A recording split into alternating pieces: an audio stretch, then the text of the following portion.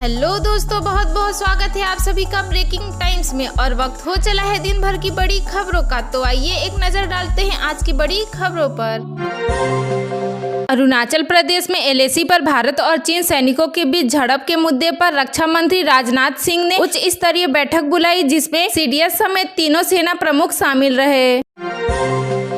भारत के विदेश मंत्री एस जयशंकर संयुक्त राष्ट्र के मुख्यालय परिसर में महात्मा गांधी की एक प्रतिमा का अनावरण करेंगे, जिसे संयुक्त राष्ट्र मुख्यालय में स्थापित किया जाएगा। इसी को लेकर एस जयशंकर न्यूयॉर्क के 3 दिवसीय यात्रा पर रहेंगे। संसद के शीतकालीन सत्र के दौरान कांग्रेस सांसद का वित्त मंत्री निर्मला सीतारमण पर आरोप, कहा जवाब देने की बजाय मेरी खराब हिंदी का उड़ाया गया मजाक। चीन ने गलवान के बाद बढ़ाया $52 बिलियन रक्षा बजट, और वहीं भारत का कुल रक्षा बजट 71 बिलियन है। इसी के साथ भारत का रक्षा बजट चीन के रक्षा बजट से तिगुना कम है। ऑस्ट्रेलिया के ग्रामीण इलाके में गोलीबारी से 2 पुलिस अधिकारियों समेत 6 लोग की गोली मारकर हत्या कर दी गई। भारतीय और चीनी सैनिकों की झड़प पर गृह मंत्री अमित शाह ने कहा, 1 इंच जमीन पर भी कब्जा नहीं कर सकता चीन, और साथ ही हमारे जवानों की वीरता की प्रशंसा के पुल बांधते नजर आए। बाबा विश्वनाथ धाम के लोकार्पण के 11 महीने में ही 7 करोड़ श्रद्धालुओं ने लगाई हाजिरी, और साथ ही लोकार्पण के बाद अब तक 40 करोड़ रुपए का चढ़ावा चढ़ाया गया है। एनसीपी अध्यक्ष शरद पवार को मिली जान से मारने की धमकी, पुलिस ने एफआईआर दर्ज कर मामले की जांच शुरू कर दी है। भारत और चीनी सैनिकों की झड़प पर रक्षा मंत्री राजनाथ सिंह ने संसद में दिया जवाब, और उन्होंने कहा, पहले गुट ने एलएसी पर अतिक्रमण कर यथास्थिति को एक तरफा बदलने का प्रयास किया, पर हमारी सेना ने दृढ़ता के साथ सामना किया। इस झड़प में दोनों तरफ से हाथापाई भी हुई, और उन्होंने आगे कहा, हमारी बहादुर सेना ने उन्हें रोका और वापस लौटने पर मजबूर किया। संसद पर आतंकी हमले की 21वीं बरसी पर प्रधानमंत्री, उपराष्ट्रपति समेत अन्य नेताओं ने शहीदों को श्रद्धांजलि अर्पित की। सीएम नीतीश कुमार का बड़ा ऐलान, कहा साल 2025 का विधानसभा चुनाव तेजस्वी यादव के नेतृत्व में लड़ा जाएगा।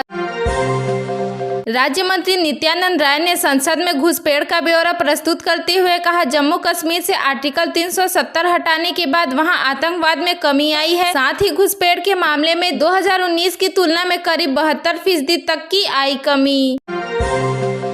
जम्मू कश्मीर के बारामूला में बड़ी साजिश हुई नाकाम, 3 किलोग्राम आईईडी बरामद। करीब 2 घंटे तक चले ऑपरेशन के बाद इसे निष्क्रिय कर दिया गया। तवांग झड़प पर अरुणाचल प्रदेश के सीएम ने कहा, भारतीय सेना ईंट का जवाब पत्थर से नहीं, ईंट का जवाब लोहे से दे रही है।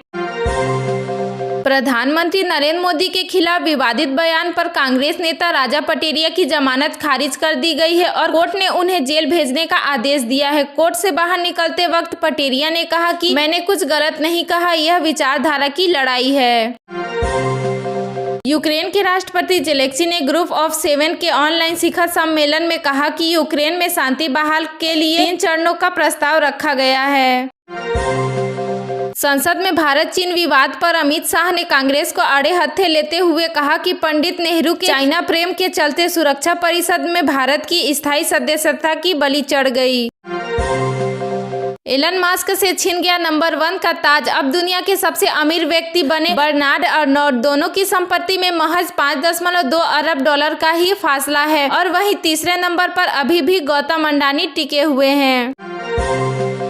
नोएडा अथॉरिटीज ने पेट्स को लेकर की नई नीति लागू, 31 जनवरी तक करवाना होगा पेट्स का रजिस्ट्रेशन, साथ ही लापरवाही पर लगेगा जुर्माना। वहीं रजिस्ट्रेशन के लिए हर साल 500 रुपए का करना होगा भुगतान।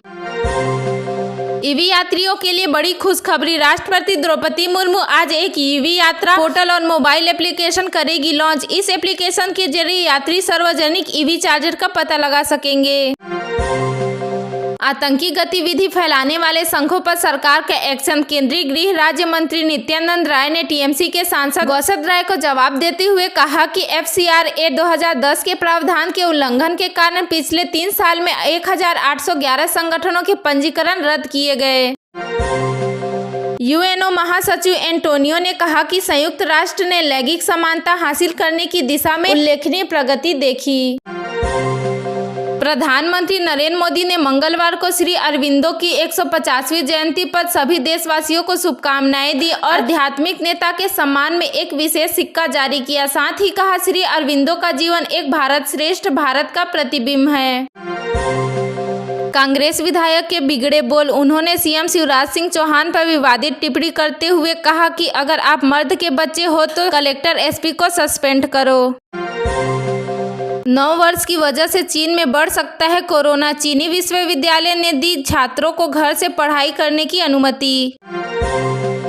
इन दिनों बॉक्स ऑफिस में अजय देवगन की फिल्म दृश्यम 2 कदर मचा रही है, लेकिन इससे पहले कई फिल्मों के सीक्वल ने भी की थी छप्पड़ फाड़ कमाई। बॉक्स ऑफिस पर महीनों तक आटा है बवाल।